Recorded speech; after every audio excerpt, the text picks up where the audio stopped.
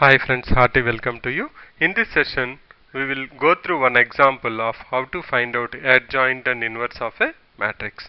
So to do the problems on inverse of a matrix, you don't need to actually look for problems. You can create on yourself because once you create A, you can find out the inverse by the formula and you can check whether if you multiply A and A inverse, it is equal to unit matrix or not. If it is equal to unit matrix, then you are sure that you got the inverse right. Otherwise, you need to cross check once again. Okay, let's go ahead. We have taken arbitrarily one matrix here. That's with the rows. First row 201, second row 104, third row 023. Now I want to find out adjoint matrix of it, and also I want to find out inverse. First I have to find out the adjoint matrix. We know that adjoint matrix is nothing but the transpose of the matrix formed by replacing the elements with its corresponding cofactors. That means if these elements are A11, A12, A13 like that, then whatever the cofactors you have, that's nothing but capital A11, capital A12, capital A13. Now make this row as column, you transpose them, then it is nothing but equal to adjoint matrix. Now how to know? We know how to find out determinant of A. Determinant of A is nothing but sum of product of a particular row or a column with its corresponding cofactors. And cofactor is nothing but what is cofactor? If you remove that row and column where a particular element is present, whatever the determinant you get of the corresponding square matrix, remaining square matrix, that's nothing but equal to your cofactor, and that's nothing but your minor, and you multiply that with minus 1 of I plus j, you will be getting your cofactor. This is what we have seen in detail. So let's go ahead and find out adjoint A. So first I will be interested in finding out this adjoint A matrix. So what I will do, I will find out separately what is A11,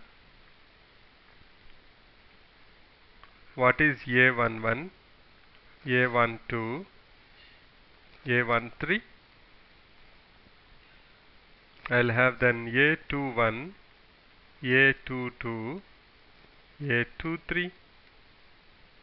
Then I'll have A31, A32, and A33. Once I know them, I can directly put them in those particular corresponding cells. So let's go ahead and do that.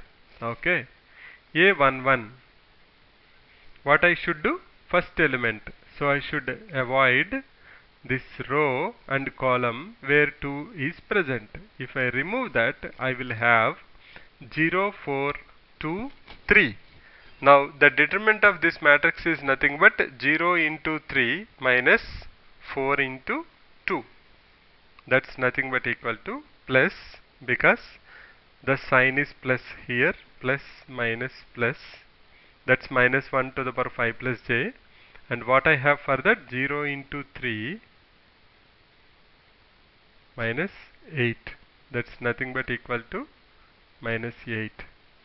So A1 is nothing but equal to minus 8. Now let's go to A12. A12 means I have to eliminate the row and column where 0 is present. So if I do that, I will have 1 into 3 minus 4 into 0, and this will be minus, I will have 1 into 3 minus 0, that's nothing but equal to negative 3. Now let's go to A13. For A13, the element is 1 in first row. So I will remove the column and row where 1 is present. I will have 1 0 0 2 square matrix, and this is nothing but equal to, determinant is 1 into 2 minus 0, and again plus 1 into 2 minus 0, that's nothing but equal to 2. Now let's go to A21.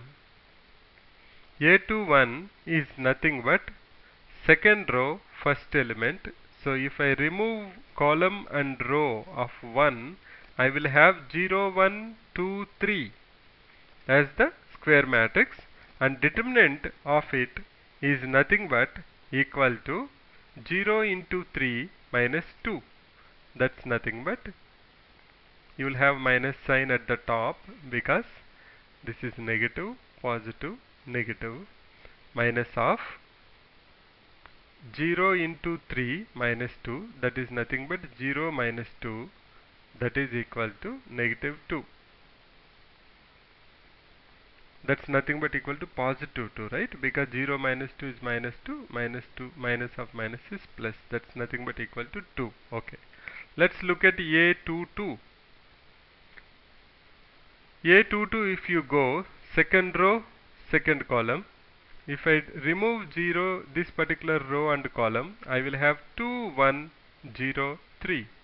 Now that's nothing but equal to 2 into 3 minus 0. That's nothing but 6 minus 0. That's nothing but equal to 6. Now let's go to A23. A23 is second row, third column. Second row, third column. That's nothing but element 4. So remove that row and column where 4 is present. Your square matrix is 2, 0, 0, 2. And its determinant is 2 into 2 minus 0. That's nothing but 4 minus 0. But you remember I have a negative there. So that's nothing but equal to minus 4. Now what we have after that? A31, A32, A33.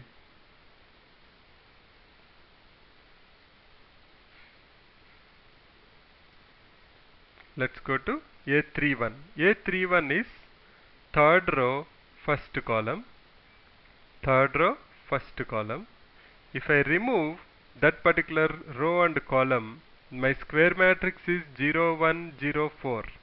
That is nothing but equal to 0. So can I say 0 minus 0 equal to 0. Let's go to 2. That is nothing but A32, third row, second column. What is my square matrix? 2, 4 minus 1, 1. That is nothing but equal to, that's nothing but equal to 2 4s are 8 minus 1 into 1 is 1. So 8 minus 1. But what is the sign here? Plus, minus, plus. That means there should be minus here. That's nothing but minus 7. Let's look at A33. If I look at A33, I have 2 into 0 minus 0. That's nothing but equal to 0 minus 0 equal to 0. Now that's how you got your adjoint matrix. Let's put it down. We'll also find out what is det A. Then we'll go ahead and do that. Okay, determinant of A equal to, I can take any row or any column. I prefer to take one where I have more zeros. So if you look at second column, I have other than 2 all are zeros. So if I remove, what is the determinant? Nothing but element into its corresponding cofactor. So if I remove this row and this column, I have 2 into 4, 8. 8 minus 1 is 7. And this is minus. So determinant of A is nothing but equal to minus 2 into 2 into 4 minus 1 into 1. That's nothing but equal to minus 14. Now we are ready to find out A inverse.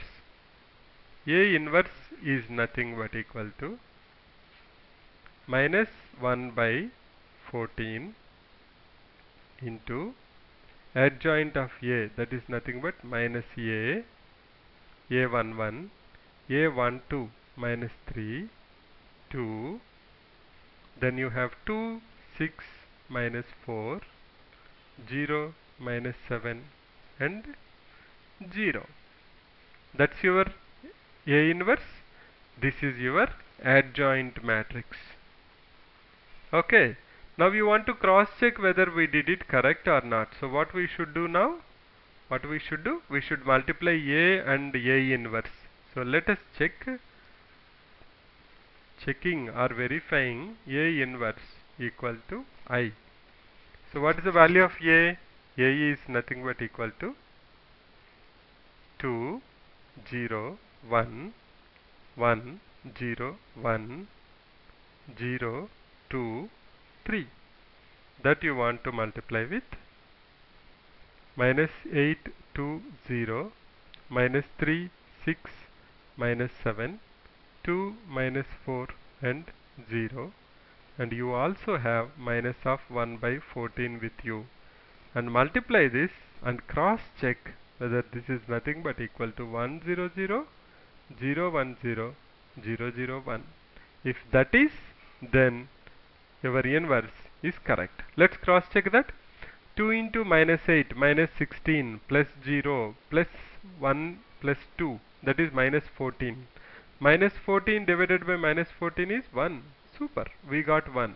Let's check whether arbitrarily some 0 we are getting or not. Let's check for second row, and this element is second row and third column, right? So that's nothing but 2 3.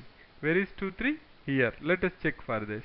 Okay, if I remove this row and second row and third column, so I have to multiply that. 1 into 0 0, 0 into minus 7 0, 1 into 0 0. You can see that is 0. Let's look at 2 2. 2 2 should be 1. So second row with second column, that is 1 into 2, 0 into 6, 1 into 2. Something is missing. Let's look at the values. 104. Yes, here you go. That we have taken wrong. Yeah.